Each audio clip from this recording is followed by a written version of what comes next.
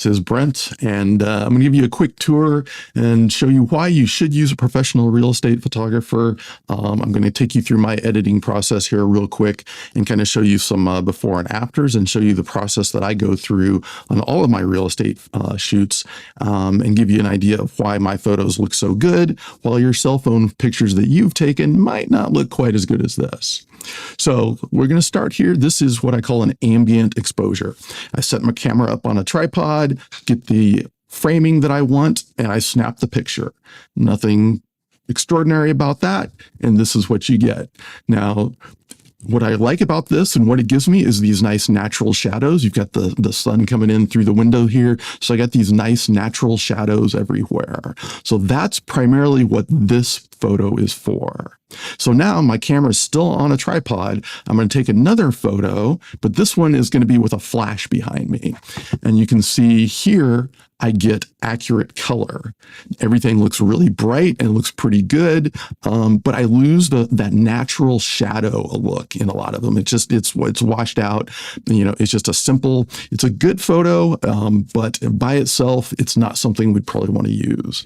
And you'll notice still here through the windows, you can't really see out and enjoy those gorgeous views that we get here in, Cathy's Valley, Mariposa, Yosemite, Oakhurst area. So I'm going to take a few more pictures. So these are going to be exposed. Again, I'm using a flash here, but this is going to be exposed and let me see out through the windows. I'm going to do one for the one here on the left. I'm going to take another picture for the window here on the right.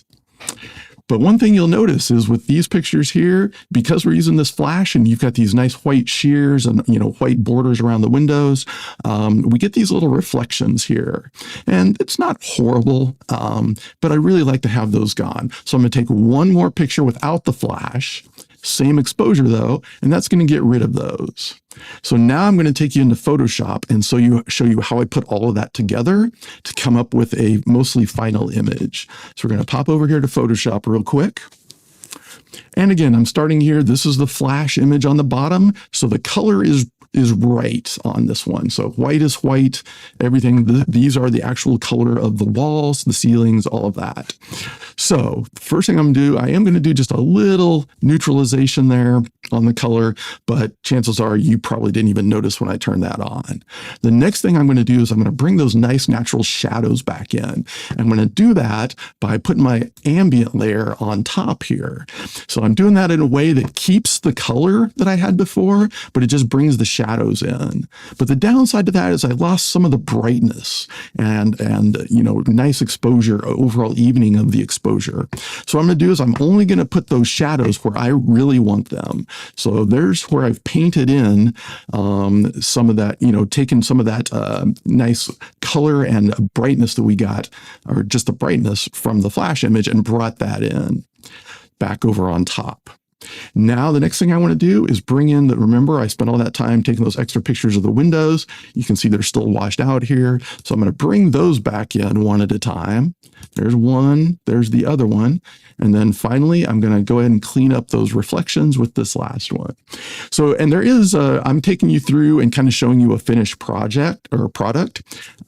So you see what the final result would look like. But these take a lot more work, a lot of manual painting and masking in and everything.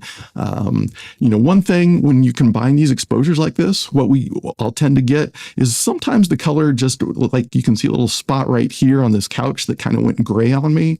The other thing is like on the wall here where we've got that shadow from this ceiling fan. So it's a little orangish there. So the final thing I'm going to do here to really fix or get this ready for final is go ahead and fix that coloring to make it really be what it actually was there. So I took out some of the blue that was in the floor here that just comes in from the natural, through the shadows or through the sun coming in through your window. Fixed that there, fixed the little shadow up here, and a few other places where I fixed some coloring. So now I'm going to do a couple of enhancements, and these are always optional, but they can really make a room come to life and look lived in and help people picture themselves in the home. So the first thing I'm going to do, I love this fireplace, but without it lit, it doesn't look the most inviting. So what we're going to do is we're going to add a little fire there. So again, it's a natural fireplace. It works. We're just adding this in to really bring it to life. And you can see I not only add the fire in here, but I also add a little warmth around the fireplace like you would naturally get if a fire was going. So, and then the next thing is this TV is great, but it looks pretty dull just turned off with nothing on there. And trying to capture, an image with it turned on while I'm doing all this other and making sure I get the right image, just isn't going to work. So what we're going to do, and in this case, I grabbed a picture just from Yosemite, where we're close to here. I'm going to put that in over the top. So, and really give the idea that, hey, this is the living room. Picture yourself here watching TV, enjoying the fire, looking out the windows.